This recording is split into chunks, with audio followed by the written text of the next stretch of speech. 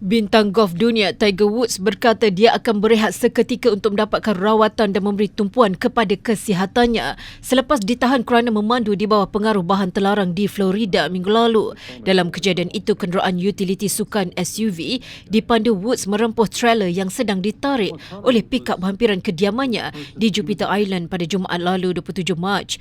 Juara 15 gelaran meja itu didapati berada dalam keadaan tidak sesuai untuk memandu oleh pegawai di lokasi kejadian dan dia turut memiliki ubat penahan sakit jenis opioid namun mengaku tidak bersalah terhadap pertuduhan memandu di bawah pengaruh DUI. Sebaliknya, dia memberitahu pihak berkuasa bahawa dia sedang melihat telefon bimbitnya dan menukar saluran radio. Woods 50 tahun sebelum ini pernah mengalami kecederaan kaki yang serius dalam kemalangan kereta di California pada 2021. Dalam kemalangan terbaru itu, kenderaannya terbalik ke sisi. Tiada kecederaan dialami sama ada oleh Woods maupun pemandu truk berkenaan. Woods didakwa kerana disyaki memandu di bawah pengaruh yang diklasifikasikan sebagai kesalahan ringan dengan kerosakan harta benda serta enggan menjalani ujian yang sah.